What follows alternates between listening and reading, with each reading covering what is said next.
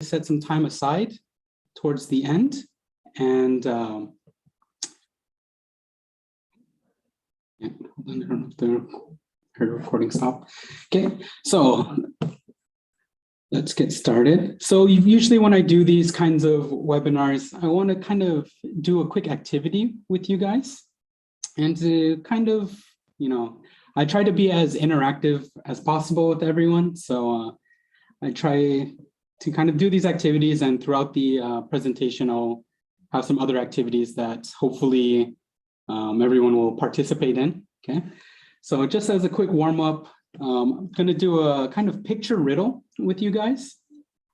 So I'm going to show you like an image here, and I want you to kind of think of an expression or think of some words that might possibly be the answer, all right? So I'm just gonna do a quick few here. So we have call this like a little bit of level 1. So I am looking at the chat. So if you guys want to talk in the chat and try to guess some answers here. So we have the first one here. So what do you think this is here? So this kind of a word riddle. What do you think this is? So think about the color and the word.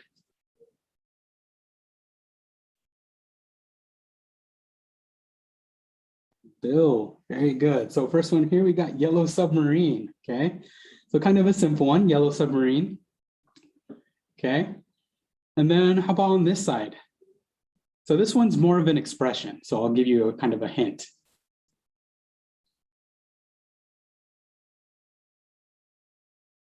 Let me see. So think about, I'll give you another hint here. Oh, Holly, very good. What goes up must go down. Okay, very good. So we have yellow submarine here, and what goes up must come down. Okay, so let's do a few other ones here. So I'll try to make it a little bit more difficult. So just a little warm up for everyone, kind of get settled in here. So let's see if you guys can think of these ones, a little bit more difficult. Rob and Bill, very good. Travel overseas, very good.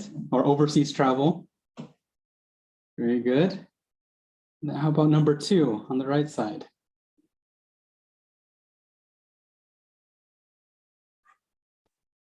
You guys are doing great so far. Thanks for the participation here. I want to get you guys ready for some of the activities that we'll have a little bit later on. Inside job, that's a good guess. That actually, yeah, that's a good guess. Inside job would be a little bit different. So this one here, so Bill, so it's a very good guess. No space for jobs. Between jobs, you're close, Rob. What's between jobs?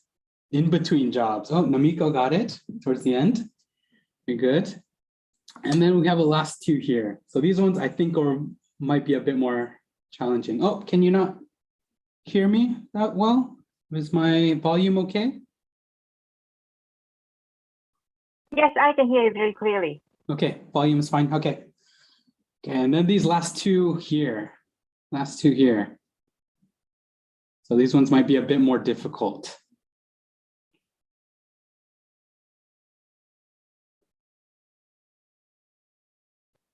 Tried to do a little bit of tears on these riddles. See how far. So the hint here, how many ones are there? The ones in your life, how many ones?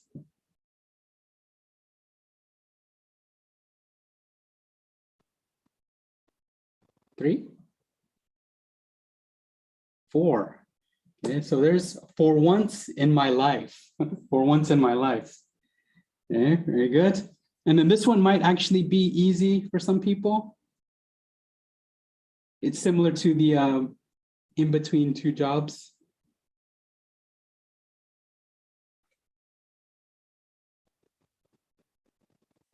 So this is a saying, if you're in a dangerous area, you want to try to stick together. So I would try not to stay too long on these. But this one here is safety in numbers. Oh, Rob got it right at the last minute there. Okay, so I just want to do a quick warm-up activity with you guys. So again, thank you all for coming in and attending this session. And thank you, ER Foundation, for allowing me to speak with everyone today. So today I'm going to kind of go over, using phonics readers in the classroom, giving you some tips and ideas, some activities that you can use with the readers. I'm going to kind of go over, to begin with here on our agenda, the big five of English literacy. So things that, I want us to think about as we kind of plan our lessons, as we choose activities, and yeah, basically use these readers with our students, right? So I'm going to go through all of them, kind of introduce, because it's always important to realize what kind of resources as well that we have when we go into our lessons.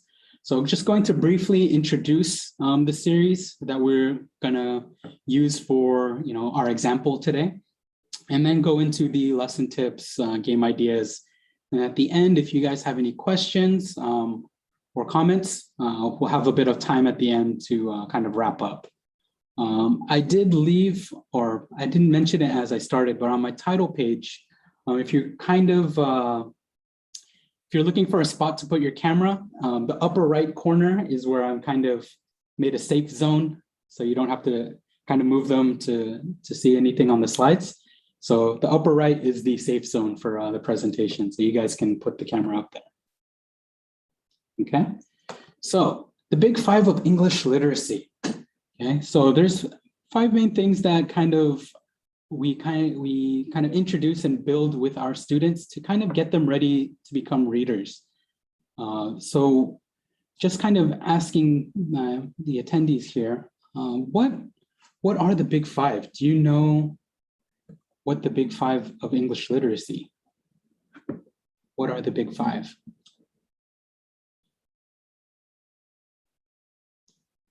So we have five main things that we kind of think about and kind of get the students. It's kind of like the beginning steps, like what the foundation is for these, early learners to begin reading.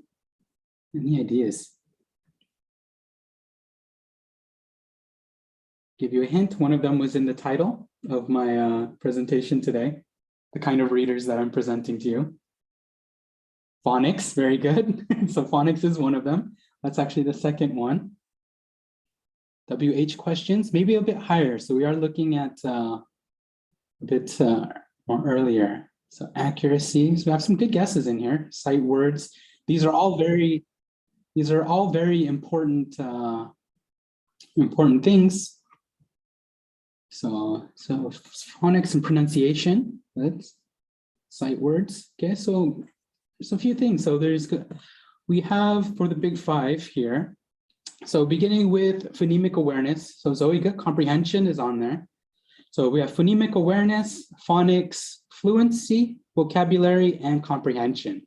So these are some things that, within using a phonics reader or, in the phonics class, these are the kind of things that we can kind of build with the students, right? So get them ready to be, those kind of avid readers going in, okay?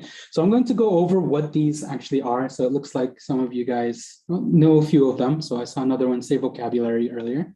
It's good. So phonemic awareness. So what is this? So phonemic awareness is for the students to kind of be exposed and identify the sounds, right? So not to be too confused with phonics. So phonemic awareness is just having the knowledge and the kind of, just basically the knowledge of the sounds, right? In spoken language. So this is basically exposing the students to the English language and getting them to, listen to the language and be as much exposure as possible. Just having them know that it exists in the, in the world, essentially, this kind of language, right? So there's different ways to kind of, get the students aware. And then going from there, so once the students are kind of exposed to, I'm trying to get, is it not moving? Okay, there we go. Then after phonemic awareness, we move into phonics. So each of these things with the big five slowly builds off the previous, the previous step. So, with the students being exposed to phonemic awareness, then we can bring in, the phonics. So they're aware of all these sounds. Now we can kind of bridge that gap, So now we can show them the relationship, as I wrote on my slide, the relationship between all these sounds that they hear, and then what letters, okay? What letters that these sounds, come from, or what letters represent these sounds, right? So we get into phonics, and then also putting them together as well, right? And then moving there, okay. And then going from there with fluency. So once they start, manipulating all these sounds, putting all of them together, creating words, getting the students to kind of practice, okay? So fluency doesn't necessarily mean being perfect. So we're just trying to get the students to, being able to speak and read at a speed that, they can be understood. And then later on, as, they get older and start reading more, adding in the kind of the expression and feeling and punctuation that comes along, right? And then after fluency, we have vocabulary, right? So fluency vocabulary, if I kind of switched it a little bit. So going from phonics to vocabulary is where they kind of put the words together. And then the fluency is when they put the words into sentences and they start, reading sentences. So I kind of mixed up a little bit with the steps, but vocabulary obviously is the, the knowledge of the words. So now putting the meanings to the words and all that, okay? So the more vocabulary, the stronger the reader, right? And then finally, comprehension. Can the students make sense of what they're reading? So even if it's a phonics book, there's still the ability to comprehend what they're reading, right? What's happening in the story, okay? And then obviously you can ask them questions and kind of assess whether or not they do understand, okay? So that's the kind of big five of English literacy. So now kind of going into what can we use to kind of satisfy these, satisfy the big five. So kind of go over briefly an introduction to some phonics readers, Smart Phonics Readers from eFuture. Okay, so the series, so with us, we have 5 different levels. Okay, so they all have different targets, right? So with level 1, we're looking at the single letter sounds. Level 2, we go into focusing on single letter vowels. That's a mouthful. Single letter vowels. And then we have the long vowels in level 3. And then we go into double letter consonants and then double letter vowels, okay? So we have 5 different levels with 4 stories each, okay? So we have, all these kind of covering different targets in individual books, but we also have apps and we have a kind of combined version. So where we have all the stories into one, right? So going through, so here's kind of a graphic of the kind of components of the series. So having the individual books, the combined version, and then an app, okay? And I'll kind of go over what is included in the app. So with pertaining to the level of Smart Phonics Readers, it starts from about the kindergarten level up to pre-A1, if you're looking at that, okay? And then the teacher resources. So this is kind of the main thing. So we're kind of thinking, how can we teach these readers to our students? How can we use them in our classroom? So we try to, first realize what resources as teachers that we have available to us. A lot of times, at least in my experience, there was times where I had resources that I didn't know I had available to me to kind of supplement my lessons. Okay. Also, I just saw that in the chat. I will be there. My presentation will be available as well, so don't worry on that. Okay. So what do we have for resources? We have answer keys, MP3 files, syllabus. So Smart Phonics Readers does actually go together with some of our other phonics series. So you can kind of supplement lessons with it. Lesson plans. So it's a good guideline, having lesson plans on how to teach these, in addition to tests and activity sheets, sight word flashcards, story cards. So we have a lot of things at our disposal, and up to kind of the teacher to kind of figure out how we're going to utilize these in the lesson, right? So going a bit deeper in here, so with the phonics story, so we do try to have, very eye-catching illustrations, especially with the younger students, and with teaching online sometimes, and even in class, trying to get them to pay attention. At age 4, their attention spans are quite short for those that teach kindergarten. So getting something to attract the students, to the front, getting colorful illustrations, and then included also inside the book, we have the extra phonics activities plus the kind of picture dictionary, right? Okay, so 16 pages, so 11 pages of story with 4 pages of activities. So with the series, so kind of a breakdown of what targets that we have for each reader. So with book 1, number 3, covering the previous 6 phonics targets. So like I talked about, level 1, mostly single letter sounds, level 2, single letter vowels, level 3, long vowels, and so on, right? So kind of showing also the kind of the main vocabulary that is going to be used. So we do have kind of the overlap of vocabulary into the readers as well, okay? So yeah, if we're looking at here, so we have all these animals and all these different kinds of vocabulary words. And then we go into the first book. We still use, and the students are kind of reviewing essentially the vocabulary and the phonics targets, which are highlighted in red throughout the story. Okay, so some other examples of some stories that we have. And then going into the app, so we have all the stories on the app. So you have the audio, animations, flashcards, and extra supplementary games. So here's kind of an example of one of the videos. I'm not sure, I might have to change my audio, but yeah, so here's just an example of the video here. So kind of getting the students, you can show them the video and help them pay attention. And again, the kind of phonemic awareness, especially as well, getting them to listen. That's one way. Phonics readers are a good way to present the sounds to the students, in addition to having them practice, their phonics and all of the other main steps of the Big 5. Okay, so that's the animation. And then we also have the audio as well, and the flashcards. So you can go over and they can listen and repeat for each word. Everything is kind of included there, right? And then some examples of the word games.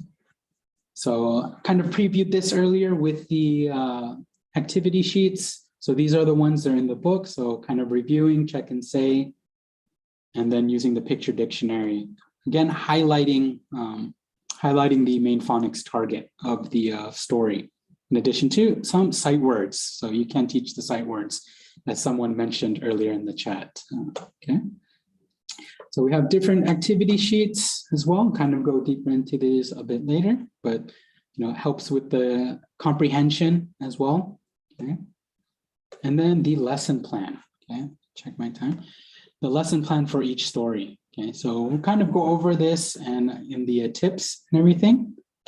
And in addition to that, we do have like an e-library platform for those that are, with the pandemic going on right now,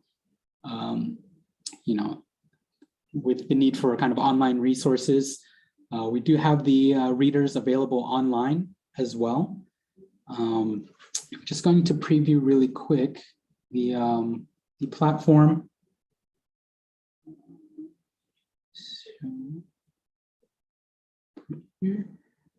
Oops, that's the wrong window.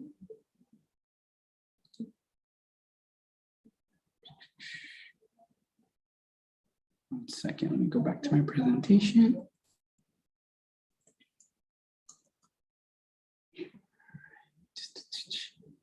Yeah, so I have a bunch of readers on the e-library.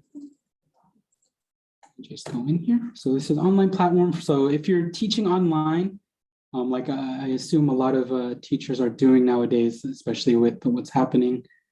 Where's my window here? We do have the e-library, and what you can do, just like we're doing with all these webinars and everything, you can go in and kind of share your book with the students, and they can listen and read. Go in here. Towards the back. Yeah, so we have these here. So you can go in, click on there, and then view the ebook. So now I'll have to reshare it. So you can go in and then you can kind of read with the students this way. So, normal times when you're in class, you'll have the physical book and you can, read it to the students this way. But with here, you can go in, read the book with the students, go page by page, have them listen to the audio with you, listen and repeat. So just kind of simple. You can just click on the sentence. June and Jude are on the dune. Jude is June's mule. So you can go ahead and do it like that. Okay, so that's kind of the e-library. So another kind of resource for teachers to use, especially those that are teaching online. Okay, so let me go back. So you can use those. There's other things as well you can utilize online. So I don't know if you saw earlier. Let me just go back to the main in here. So there's other things you can do with your students. So to kind of do the kind of comprehension checks. So there's a checkup for the students to do, and I'll have to reshare. So it's kind of like a review. You can also do it together with the class as an activity. So you can show the students kind of the image, and then the students have to pick the correct word. So it's another way to kind of get the students for some comprehension, all right? Okay, so let me go back. I do see a question, is it free, the e-library? It's on a country basis. If you let us know what country you're in, can put you in contact with somebody to see how the availability is for you guys, okay?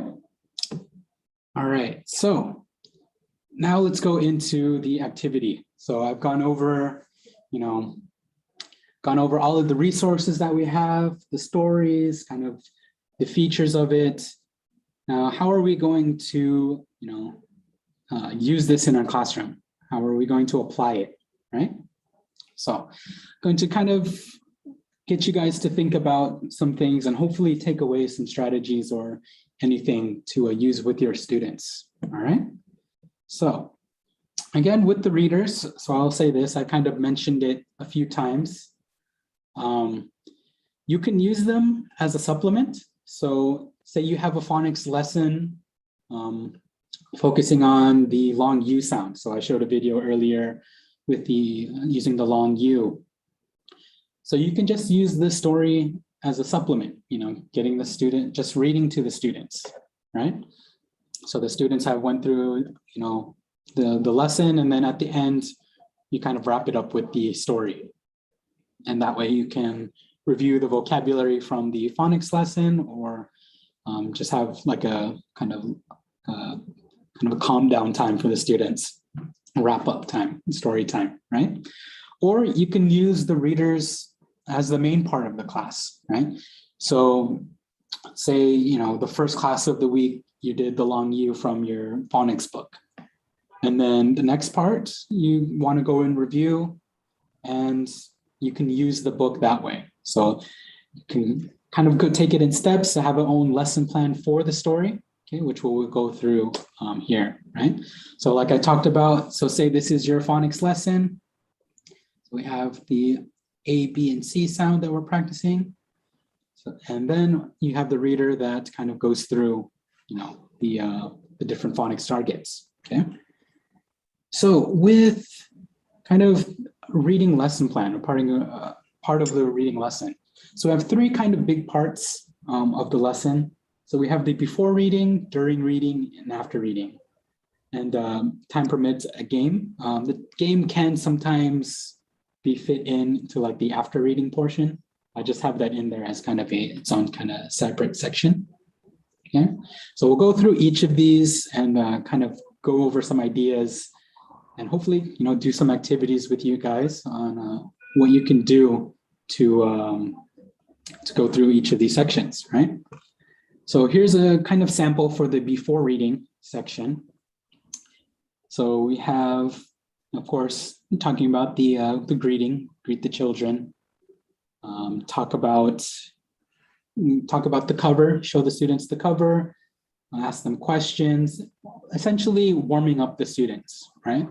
Talk briefly about the title and getting the students prepared, right? When I think of warm-ups for any lesson, whether you're teaching phonics or, primary, secondary, I always think of the warm-up as getting the students to kind of turn on their English brain, right? You don't want to have the students come into your English class and right away it's, asking them, hard questions or all that and getting them to read. Because, for me, when I taught in Korea and, for a lot of you teachers the English class is like the only opportunities usually for the students to be able to speak English, right? So once they leave my classroom, so here I'm based in South Korea.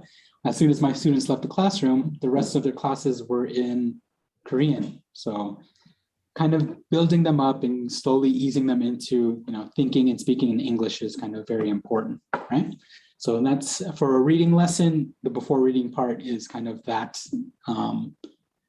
part of it, okay? So before reading, so like we talked about in here, introduce the story, kind of walk through the pictures with the students, picture walking. I do that. I did that a lot with all of my students, whether it was a story from the textbook or if it's, we're using a reader here. It's a good thing to do with the students. It's very low stress as well. So kind of going through that. So going through a picture walk. So let's do a picture walk together, everyone. So you guys are my students today. So we have a picture here. So this is one image of in the story. So this isn't actually the cover. So so what do you see? What do you see in the picture?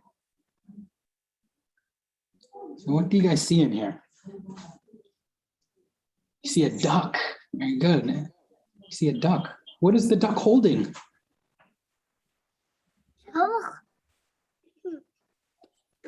What is the duck holding? What is this here? Stone's mom's shopping bag. The mom's shopping bag. Very good, good. So where are they? It's holding a bag, good. Where are they? Shopping mall, good. Store. In a store. Good, store, okay. What kind of store? Maybe grocery.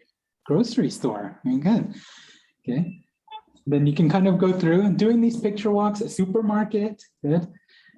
You can get the students to kind of, depending on the level as well, you can get the background knowledge, which is something that's kind of important as well for us teachers, the background knowledge, knowing what the students already know. So this would be it's always a good tool to get the students to, speak about these just kind of simple questions. If you had a phonics reader or a phonics student that told you grocery store, you might be a bit surprised, right? Where did they learn this word, right? So it's kind of a good thing here. So counter, vegetable store. Good, kind of vegetables. Yeah, looks like some green onions. You can kind of also extend the questions as well, depending on the level of the students. Okay. For the lower level students, you probably want to guide them with kind of easier questions, something more simple. Oh, like what colors do you see? Or kind of narrow it down to not be too open. It's like, who is this? Well, it's mom, boy, girl, woman, kind of things, right? I do see a lot of people asking for my presentation. I will be making that available. The ER Foundation will be making it available for you guys. So don't worry, okay? Don't worry. All right, so let's keep going here. So that's the picture walk. And then predictions. All right, so now I have another kind of cover here. So we talked about using the cover image. So I have the cover of another story, and it's called Snack Day. Snack Day.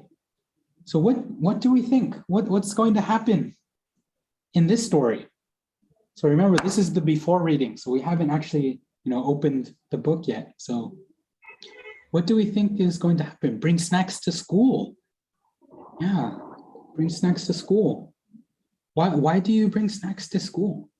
To share them, okay? Sharing the snacks. Good. And then you can kind of go into, more questions again, follow-up questions, having a party, good. Asking the students, do you like parties? What snacks do you like? What snacks do you guys like? Everyone likes the healthy snacks, right? We all eat healthy snacks.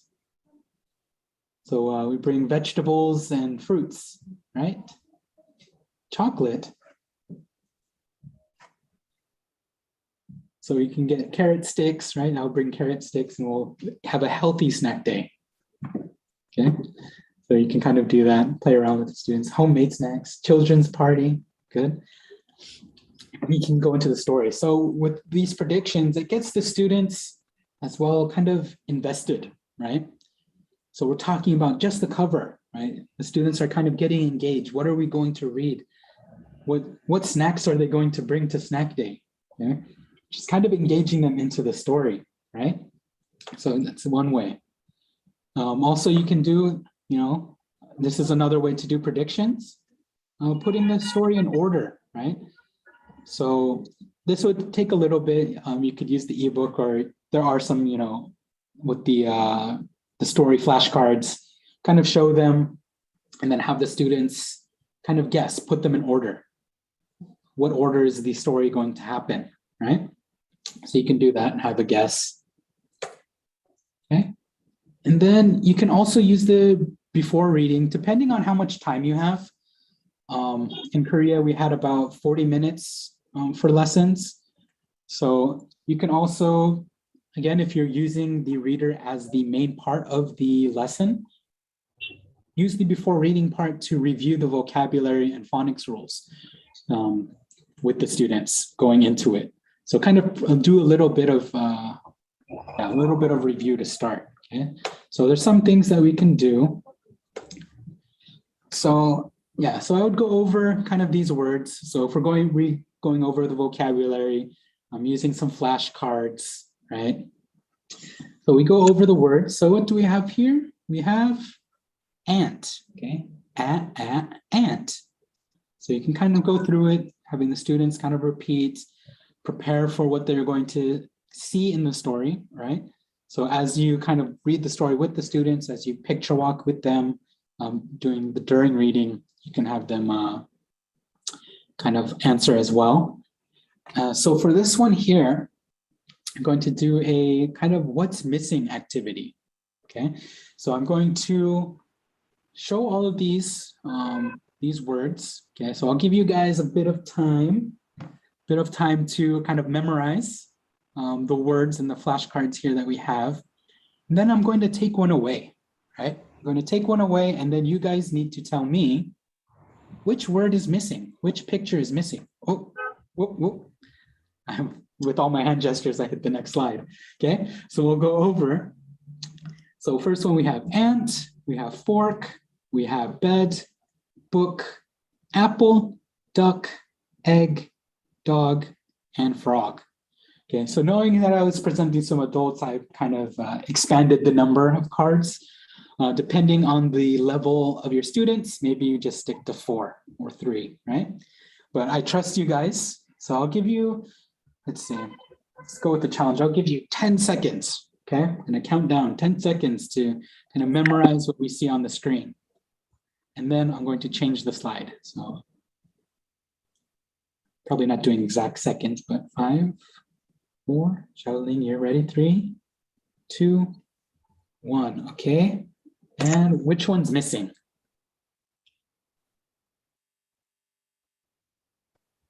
Oh, ant. Ant is right here. The teacher is tricky. Apple, very good. The first one missing was apple. So I think it would have been too easy. You know, I tried to challenge you guys a little bit. So I changed the parts up a bit. Okay, so now let's take it one step further. We'll do one more round here of what's missing.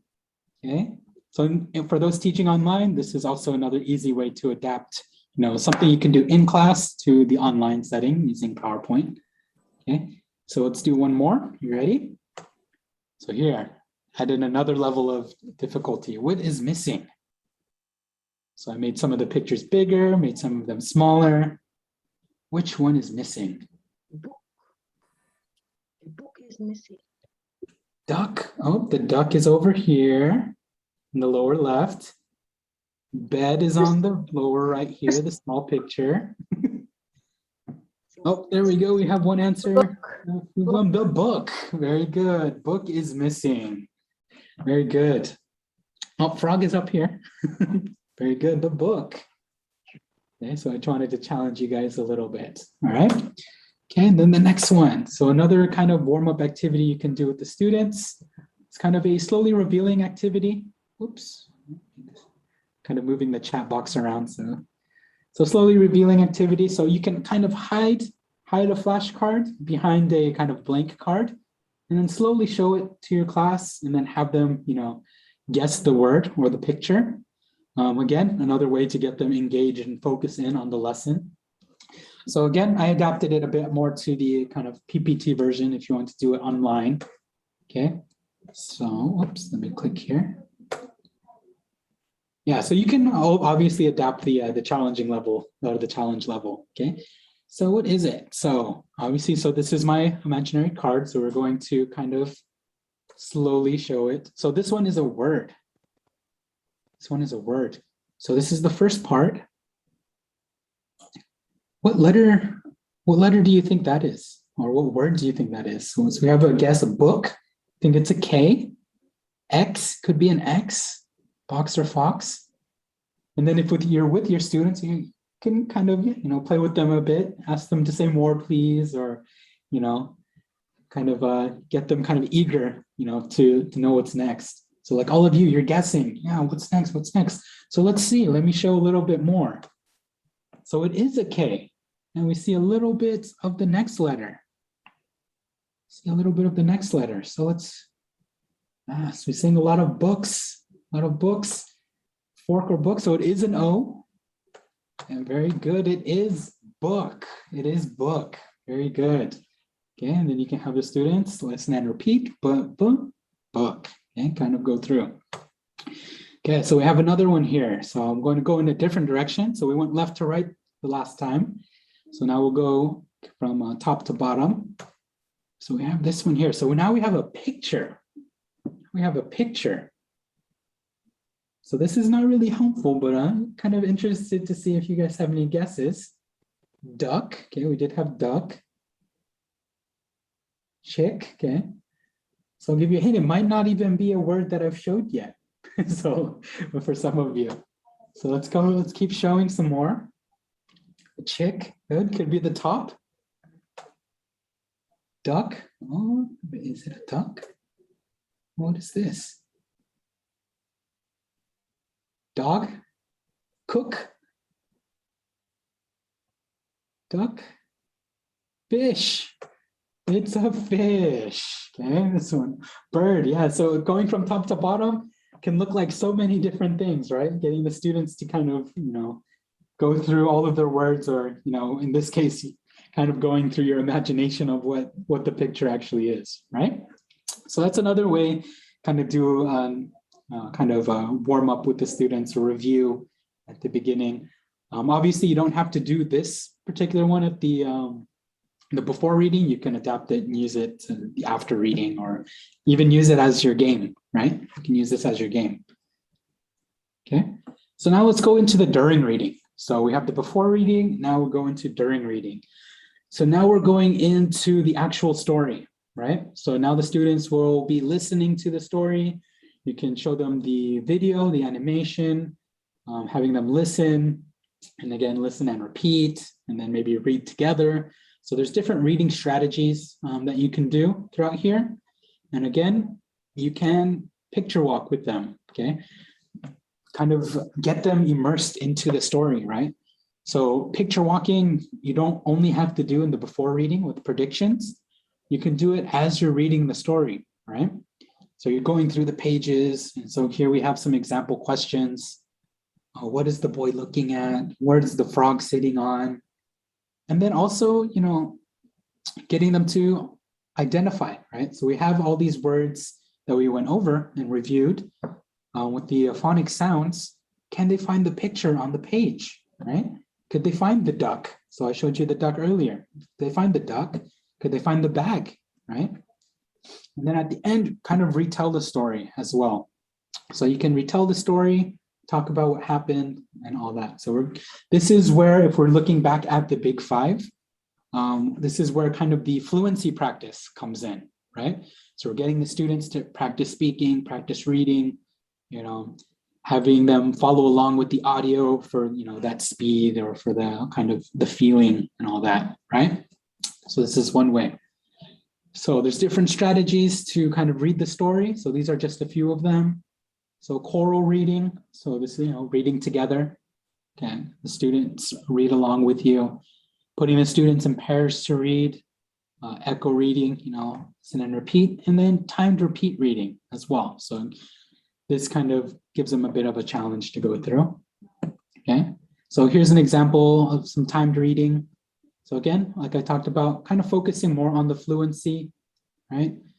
So you can take a book, any book, take the story, contents, and then give the students a time limit, right? So, so here I'm going to give them 20 seconds, right? So then we have some of these sentences. So these were some sentences from the story earlier, June on the Dune. So practicing that long U. And then you give the students 20 seconds. Usually you can put them in pairs. You have one student kind of time them, also police them at the same time with these kind of speed reading activities. Again, when I talked about fluency, you want the students to be able to read and read to be understood at the same time when you speak, right? So you don't want the students to kind of June in the room, June on the room, like, no, you have another student there like, you know, you have to start over, I didn't understand, or all that. So make sure that they're actually practicing, right? So you can do it in pairs, one student times while the other student reads, and then they kind of track their progress, okay? So, you know, give them 20 seconds, see how much they read. That's trial one. Then they do it again, trial two. And it kind of gives that student that challenge, right? It's like, oh, like, especially when they play, you know, video games. Like, oh, I have to beat the high score, right? Oh, my high score was 15 words. I want to get like 20 or, you know, 30. I want to read all of it. So in a sense, as teachers, we're kind of tricking them, right? At the same time, we're tricking them to practice English. A lot of times when this is kind of an aside, but when we're incorporating games and activities in the lesson, we're essentially kind of tricking the students into learning as well. Okay, so we do have that here. So here, going to do one for you guys, just to do a quick trial run. So I took the kind of first few paragraphs of one of the Harry Potter books and kind of just wrote out some of these sentences. And I'm going to give you guys 20 seconds, right? So you don't need to read out loud or by yourself. I trust you guys, you'll be on it, okay? And I want you to see how many words you can read in that time. So I gave you some help with counting. So with these kind of parentheses here, the 40 words, so all this whole thing here is 40 words. And then everything up to here is 85 words, and then so on and so forth, right? So I have my timer bar here. Okay, I have my timer bar here. Oh, I think someone's mic is on. All right, can you mute? Okay, so I'm going to give you in 3, 2, 1, go. So my timer's going. I should be reading too, right? Actually. So not, you remember reading out loud as well. So not just reading in your head. Stop. Okay. So I'll give you a few seconds. Can you count your words? So did anyone get to the third part? I'm sure there's a few people that might have gone to the third part or even read all of them. About 100 solids. That means you got to the third section. Just half of the second part. Still good. 56. Good. See it? And then we would track that. And then, and then when we go through the different trials, 80s, good. And then as we do it multiple times, eventually the students kind of, become very fluent with the beginning part. And then they start, getting further and further, right? They don't get hung up on as many words or, as the sentences, kind of building up through that. So this was, again, adapted for you guys, but even just using these, the phonics, it's appropriate for your students' levels, right? So you have that here, okay? So that's kind of a during reading. So the during reading is mostly getting the story through, having the students practice and all that, okay? So we're on track. Good, just wanted to check the time. And then the after reading. So I talked about all of the resources that we have in the book. So, after reading, we have these activities here to go over with the students, match and say, okay? So students still practicing their phonics, practicing the vocabulary, getting a little bit of some, writing practice in there as well as kind of an, for the students' age, kind of engaging, circle and say. So I know when I was younger, I always kind of liked these kind of things, find the object in the image. I should have made this a bigger one and see if we can find them. Okay. So there's the picture word matching and word matching. All right. And then going back, looking at the character activity sheet, so looking deeper into what some of these were. So we have, starting from right to left, I'm kind of going a different order, but kind of what I talked about earlier, putting the picture cards in order, what happens in the story, okay? So if you wanted, you could probably maybe print these out twice and have the students, the top part is the guess, so we had a prediction of what the order was. And then we have the bottom, which they have to put them in the actual order. So you can do it that way. Book report, kind of a simple book report, circle your favorite scene, what happened in the story. Boarding pass, filling out some information. And then finding the difference, right? So this is kind of getting the students to critical think a little bit and kind of get them to focus in on stuff, see what's different. It's kind of small. Another one I probably could have done with you guys as well, but I do have some other activities for you guys. So we are good on time. So again, I kind of referred to this with the right side activity sheet. So what happens next, putting them in order. A comic strip, right? So you can have the students, it's always good to do things a little bit differently, get the students to open up their creative side maybe as well.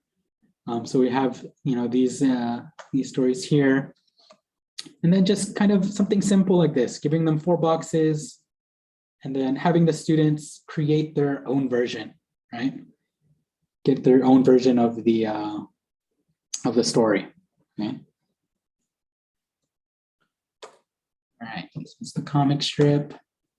And then going into some phonics games. Okay, so we're good. So we have some other phonics games that I've kind of done. So you can, of course, again, you can use these with the phonics readers, or if you teach phonics, something that you can always adapt from the lesson. Okay, so first one here, I forgot to update my list here because I added some more for you guys the last second. Okay, so we have odd one out. So this one kind of simple. You can either show the cards or say the words. Have the students kind of distinguish. So if you're doing for the listening, just kind of saying different words and then figure out which one doesn't rhyme, right? So I have an example here: meet, seat, sit. Can they distinguish, right? Can they distinguish the differences? Plays, pace, space. Okay, then the students will kind of do it this way. You can, if the students kind of have, depending on their level, some ways that you can kind of adapt for them.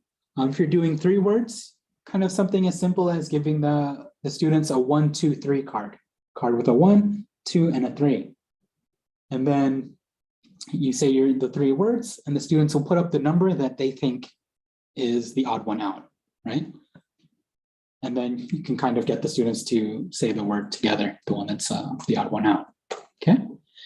Spin and rhyme. So you can kind of do like a rhyme battle, essentially. The spin part kind of just adds a different element to the activity. Okay, so kind of showed this earlier. So we'll do this activity together. So I put a few words in here. Okay, so I put a few words in here. So we have dog, cat, fish, dune, cube, and lime. Okay, so I'm going to spin my wheel here.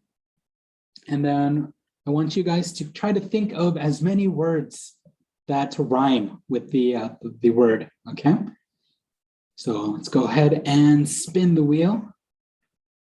I have a link for this spinner wheel on my presentation, so once you guys receive that. So I'll go in with the long U sound.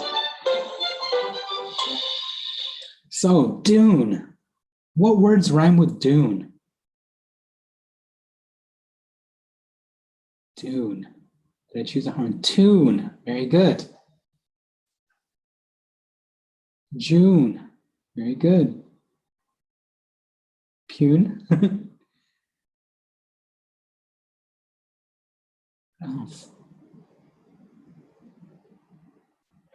Might not be the long U sound, but there's some. Prune. Very good. Bring in these double letter consonants. Prune, prune. Good.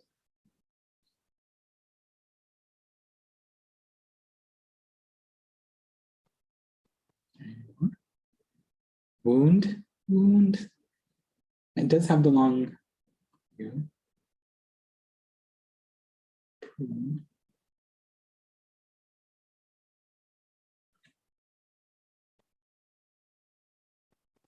Okay. This one might be one of the more difficult ones, not as many.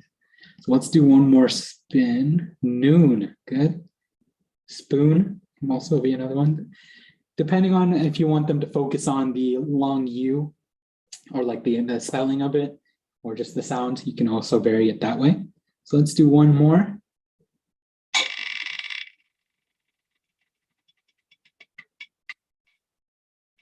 Oh, here's an easier one. Dog. So we have dog. What can we rhyme with dog? Fog. Good. Log. Very good. Good. Hog, log, hog. Very good. Sog. God. Oh, no. Bog.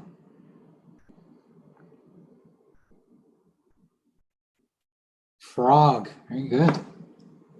Frog and hog. Fog.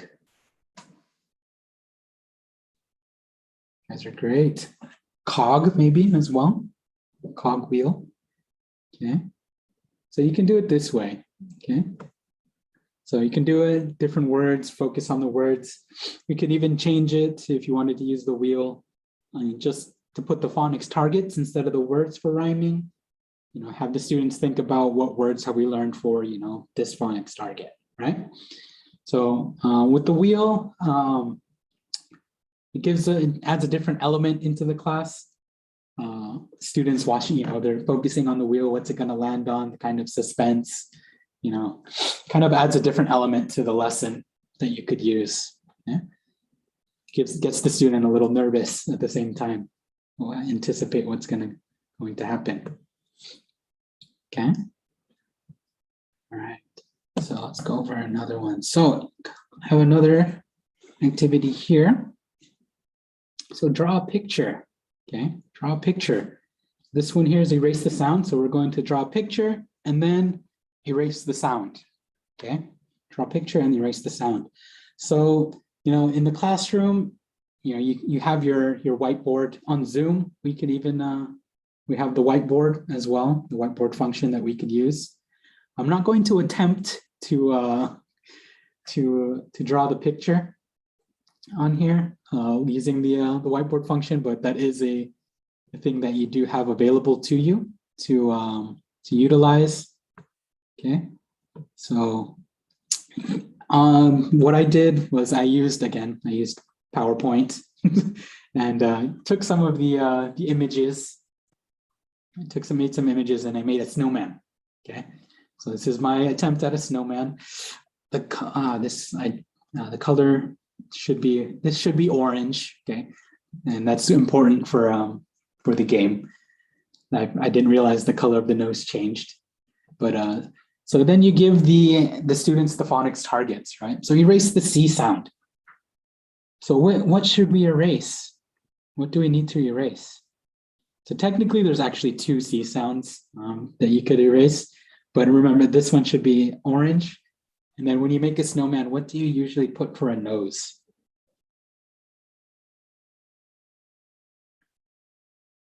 What do you put for the nose usually? A carrot, good. So if this were orange, it would make more sense, but yeah, so the nose is orange, so you kind of erase the carrot, so then you can delete that. Okay, so that's our first sound. And then let's go for our second sound. B sound, b, b. Which one has the b sound?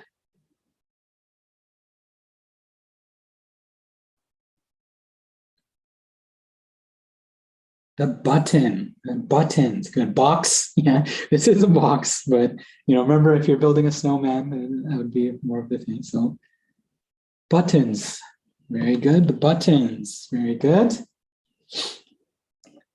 And then last one here, the h sound, h. H. Hat, good, the hat. So let's erase the hat, huge. You can erase the big one here. Huge. This one here, hat. Good. So that is another one. So a lot of you guys are saying different words that would work. So what I was saying, so if we start from the beginning, or yeah, let's just go here. So with the k sound, some people would say cap. So this, you know, but you know, we're going with hat to pretend that the students, you know, the vocabulary word was hat. And then the b sound, someone said belly. Okay.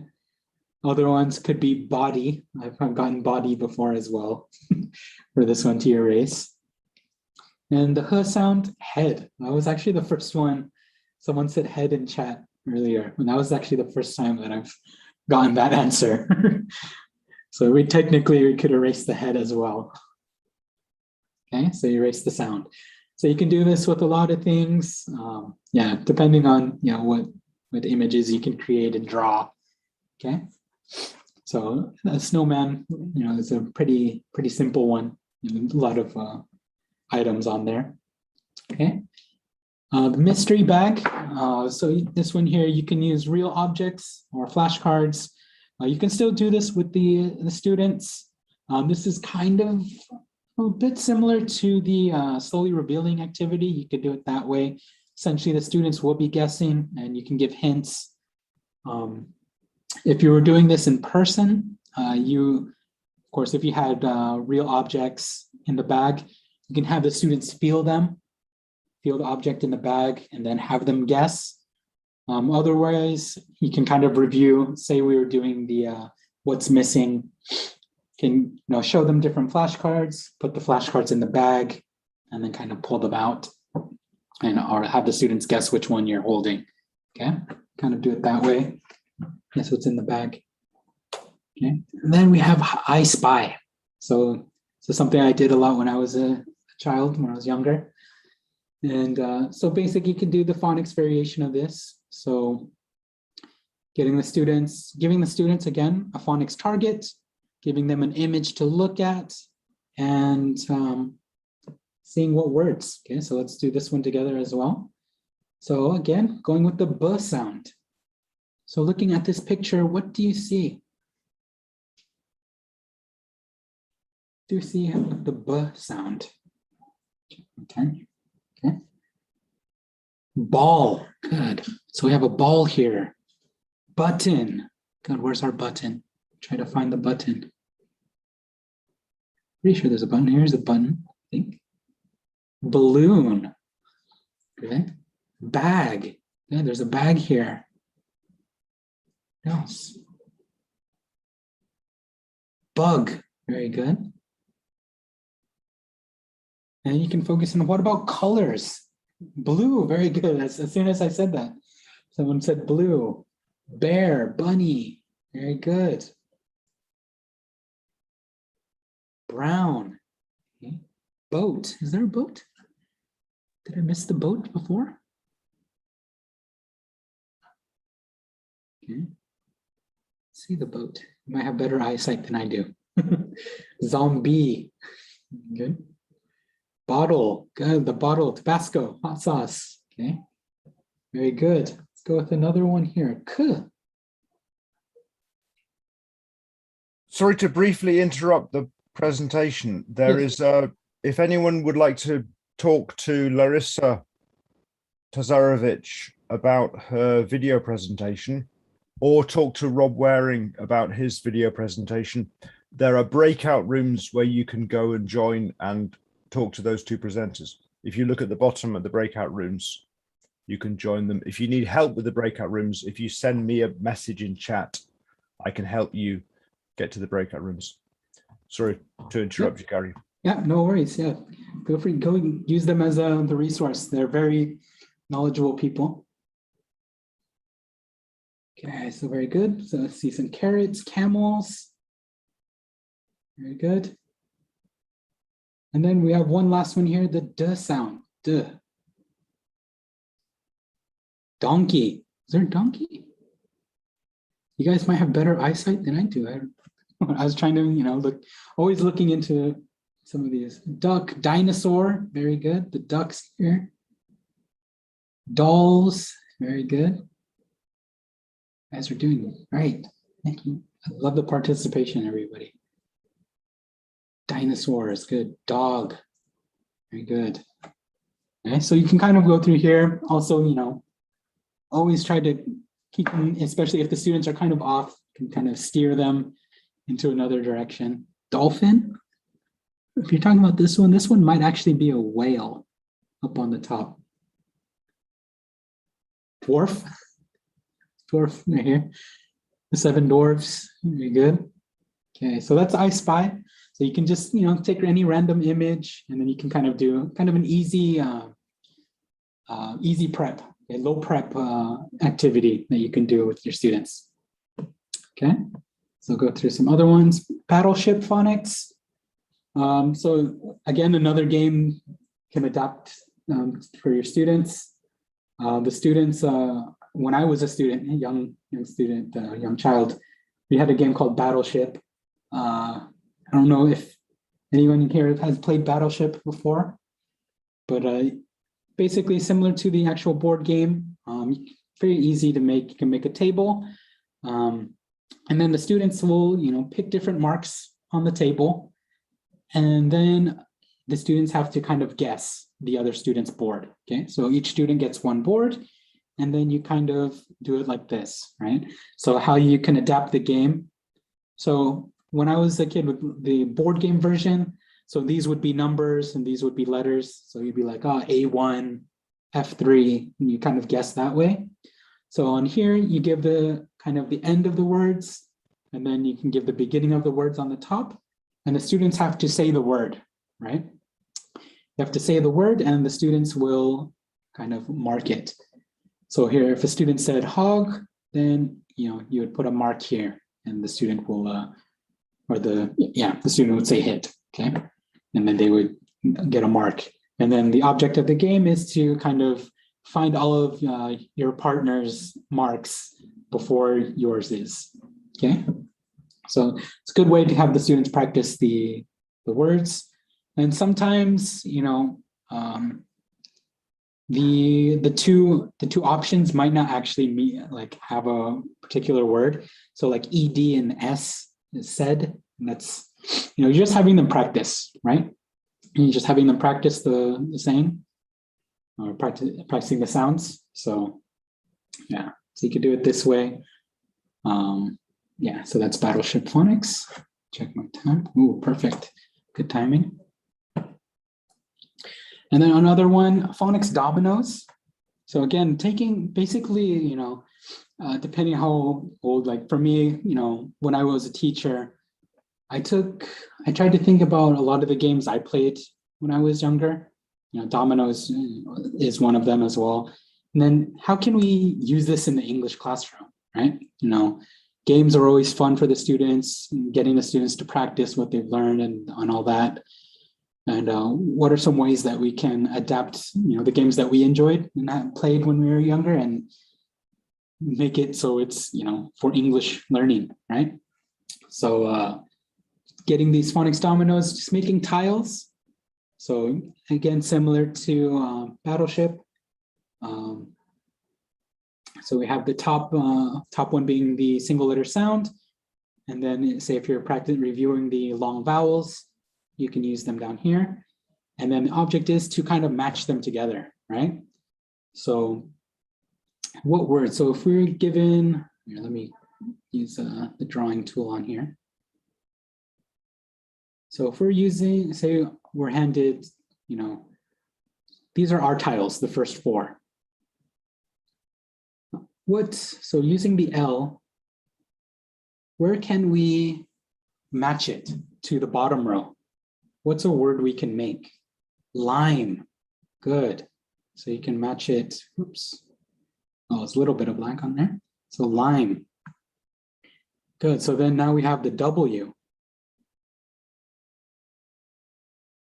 What can we use here to match with the W?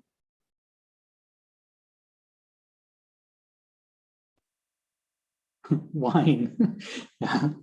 I didn't do this one on purpose. I chose a random one, but yeah, we could go in and use wine, right? And then you can keep going through. So now we have G.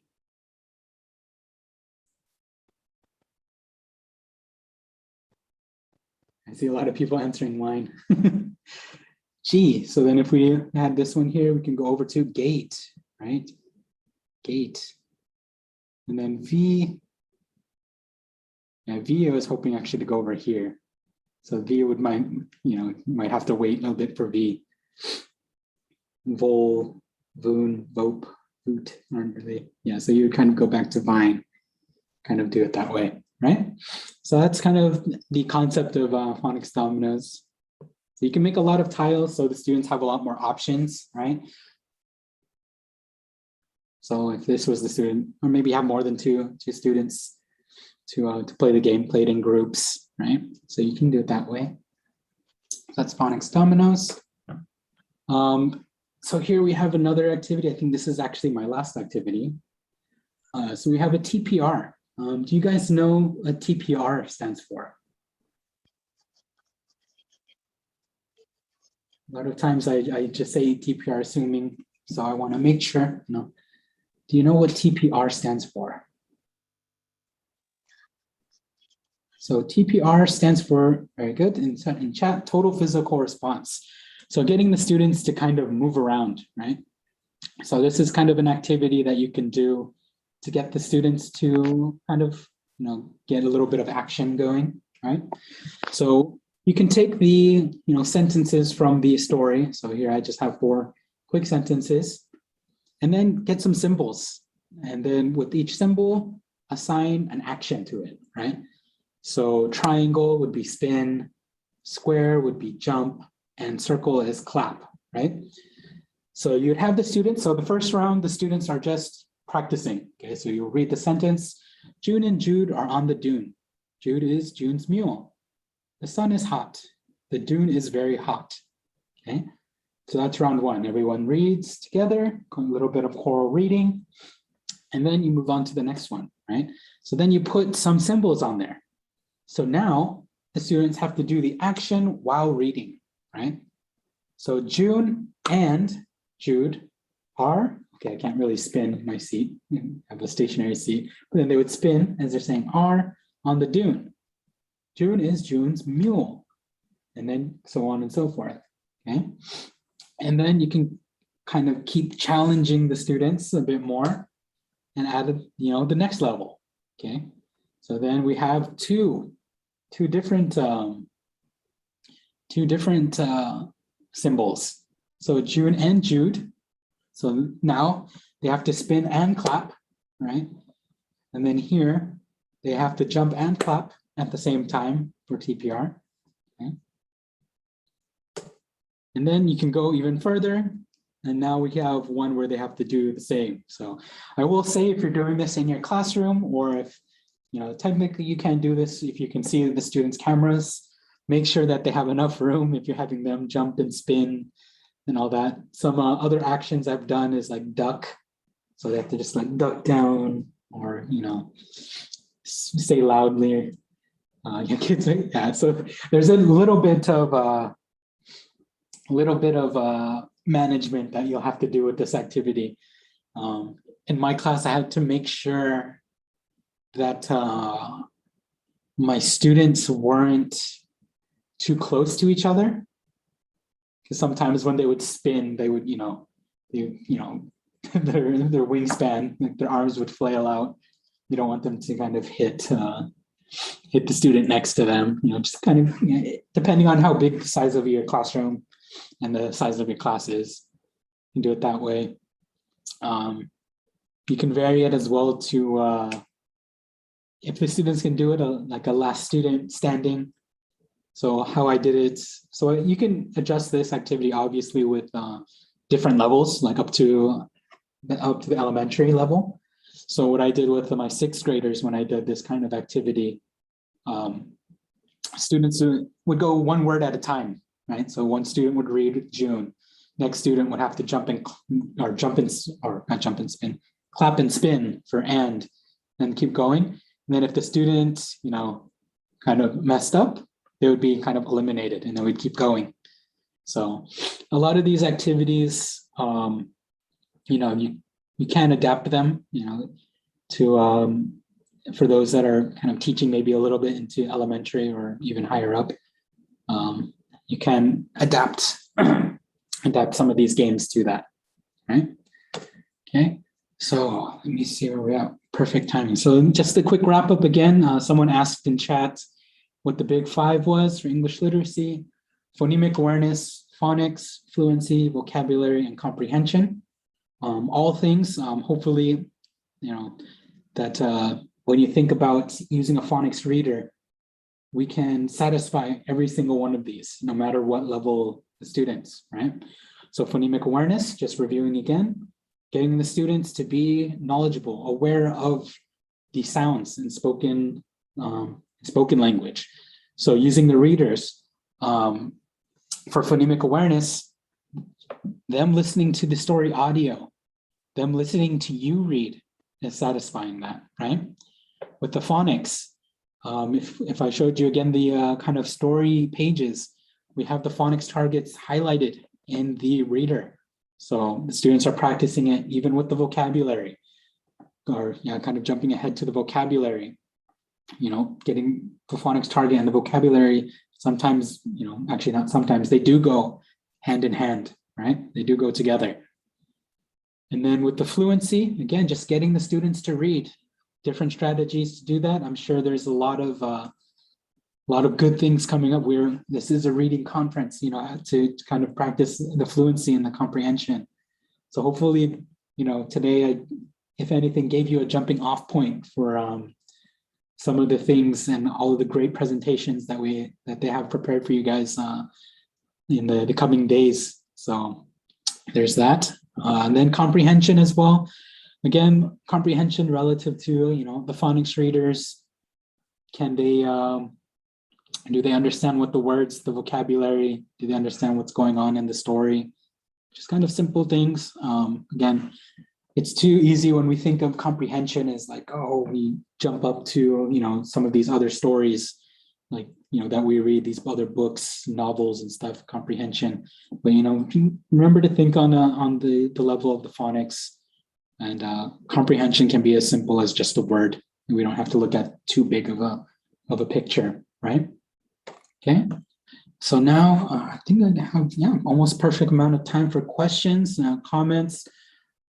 This is my email contact. If you want to get in touch with me, I will be sending a link to the ER Foundation to share this presentation with you guys.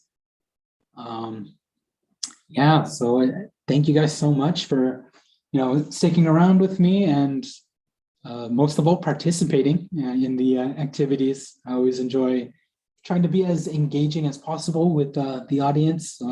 Thank you guys and applaud you guys to do that, and just to take part in this reading event. Every teacher around trying to learn more. We want to learn more. So that's everything. I'm here for you guys if you have any questions, or even if you want me to go back to some slides.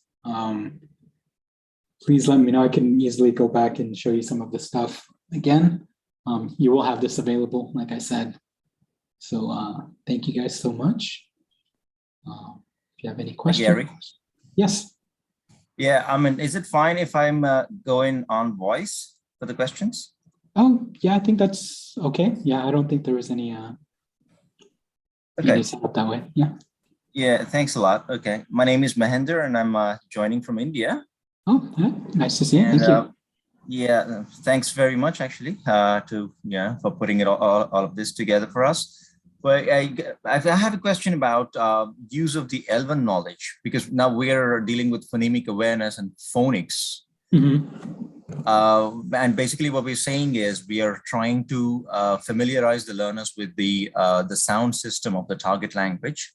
Is there anywhere, or do you see any place where the existing L1 phonemic knowledge can be used, or that can be capitalized on that? I think with every language, because I'm trying to think back to when I taught with my Korean students, because obviously there's going to be a little bit of overlap, maybe not always perfect, but I think when I went through my studies with the use of L1 in the L2 classroom, there's always going to be a place for it. It all depends on how you're able to I guess convey it to the students, teach it to the students. Because personally, I'm not sure what the studies and everything, but personally as a teacher, I would kind of bring up the parallels in the sounds a bit, because it doesn't hurt to have the students have a jump off point, but then it's up to us to kind of help the students bridge the gap fully with any nuances or like slight differences. So I'm going off of, let me use the whiteboard here. So I'm using the Korean language, for example, here. So in the Korean language, there's a character, basically Oops. Did I choose the color? I can't draw. Oh, hold on.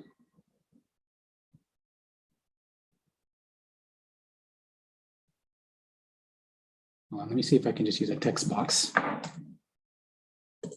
Okay, so this symbol here, so talking about L1, so this symbol here, if we kind of Romanize it, satisfies like the G and the K, essentially. So if I kind of presented that to my students a little bit, there might be, when they go into the spelling and all that, there's going to be a bit of variance, right? Because of the sound. So it's all how you kind of teach it, essentially, kind of making sure that, you know, once they get into like vocabulary or like kind of writing a bit, and I guess the reading kind of helps, but yeah, the sounds, I think there is a place for it. I know my answer was kind of all over the place, but hopefully I kind of gave you answered it properly. Did that make sense? Yeah, thanks, Gary. Yeah, it does make a lot of sense, of course. But yeah, Yeah. I mean, this just is looking like one of the perpetual issues. Increasingly, we're seeing the importance of L1, the L1 in the learning of L2, in the process of you know, familiarizing the L2 knowledge, L2 sound knowledge, especially. Yeah. So, Yeah. I was interested to see your take. I mean, this is really interesting. I mean, this is a good start off point. What you presented here. That's like yeah. With regards to like, I actually did when I got did my master's, I did a kind of research on like the use of L1, because I was very interested in the in that kind of topic as well. This might be a whole different thing, but yeah, like it's from what I learned and read, there is a time and place for it, like especially like in instruction and depending on the levels of the students. The way I look at it when it comes to like sounds, like essentially if we're teaching them the kind of phonics and the sounds exist in their own language, you can think of it as like you don't have to reinvent it or like show up. Like the students have kind of that background knowledge essentially of some sounds existing already, and you can utilize that in the teaching to kind of show I wouldn't present it as something exactly the same per se, but show them that there is similarities of like just kind of getting them to think about it. With the learners that young, it might be too much to get into like the linguistics and like, you know, the shape of, you know, how their mouth is and all that. But yeah, just kind of telling them essentially that that exists can be, I think, helpful in my opinion. Yeah, true. I agree. We've had, I mean, I can just point at just one case. For example, the sound r, as in run or red. In India, because in our Indian languages, we have a rhotic R. So the r is sounded with a lot of stress, and it'll sound run or, you know, red. Yeah. And actually in English, it's not required. And it's not really obvious how your tongue is actually functioning inside your mouth. So like with that kind of thing, it's basically getting the students, you know, again, kind of listening to how you're doing it and having them kind of do your best to have them repeat after you. And hopefully when they repeat, they are mimicking or are following your difference essentially. Right. Yeah. So that's Thank you, Gary. Yeah, no problem. Thank you for the question. All right, so that's close to my time. I think a lot of you have stuck around. So again, I want to thank you guys so much for you know. Oh, sorry, excuse me. Oh yeah. I'm from Mongolia, and I have you know, a couple of questions. Yeah. And so I teach to the secondary school, aged from 12 to 17 year. Age middle, high school.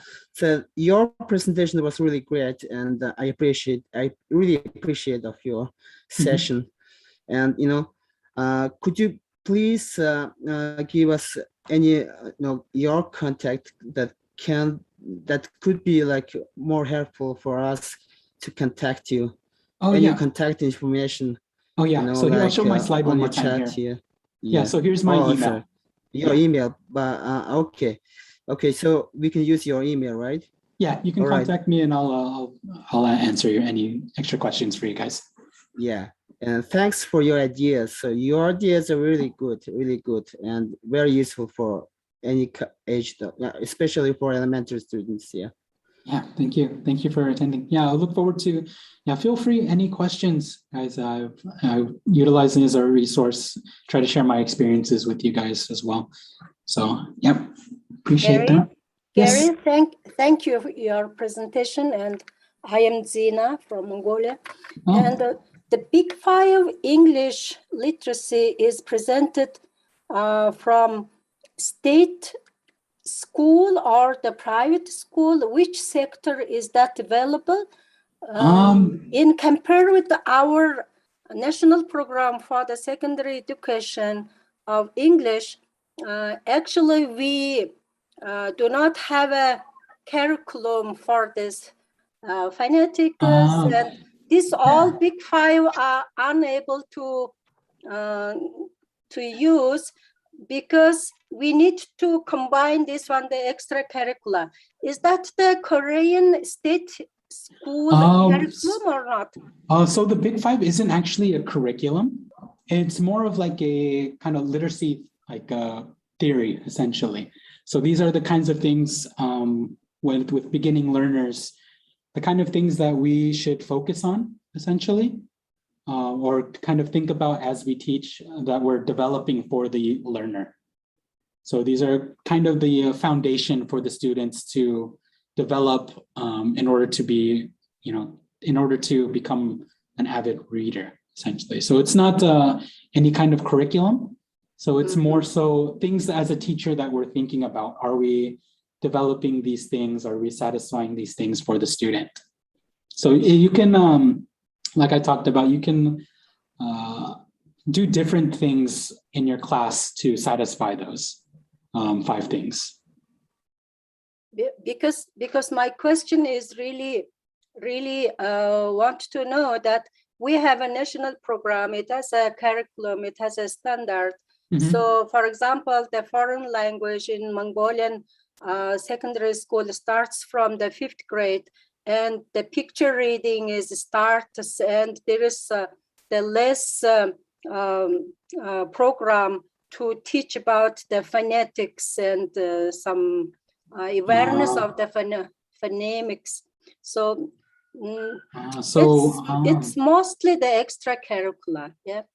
So English learning is mostly in the extracurricular portion. Is that what you said? Or they don't start till secondary? Sorry, I got a little bit.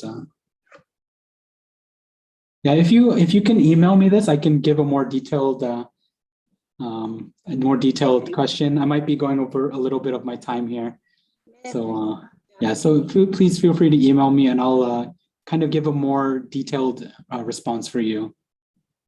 Oh, can I jump in? As Gary said, it's time, and so we should be probably finishing your talk here, Gary. But as we all know, you have your own breakout room, so you can move there. And anybody interested in to talk to Gary in person while he's here, so just grab him in the breakout room. Yeah, I'll go ahead and move over into that. Okay, so you guys in the audience, you can move freely between the main session and breakout room, and you can join other rooms. Okay, there are concurrent sessions, a couple of sessions going on at the same time. So between the main room and each presenter has the breakout room, so you can just move freely. Okay, so thank you very much, Gary, for your very informative and fun talk.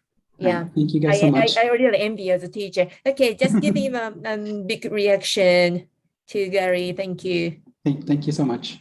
Thank you. Okay, now let's move on to the next session here.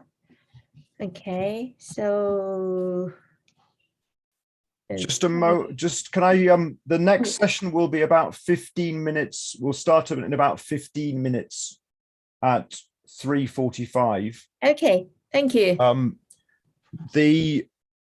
You can see can you see my screen? Yes, I can. Great. So we've just Gary's session has just finished. Ongoing at the moment, Rob Waring is talking about how to do extensive reading with no money and few resources. This is question time for a video presentation. There's also a video presentation, Larissa Tarasevich, from Extensive Reading to Creative Writing, and Lisa Horvath is talking about turning guided story creation into a reading library in primary EFL. If you have any questions for any of these presenters, please feel free to go and join their breakout sessions. The next session, reflection on the practice of extensive reading in China. This will start a little bit later. So if you need to have a short break, feel free to have a short break. If you'd like to go and visit one of the breakout rooms, please go and visit one of the breakout rooms. This will start at about 15:45. And if you need help joining a breakout room, if you send us a message in chat, we can help getting you into the breakout rooms. Thank you, Kiyomi. Thank you, Gary. Gary has already gone into his breakout room. Great. You better hurry to catch him.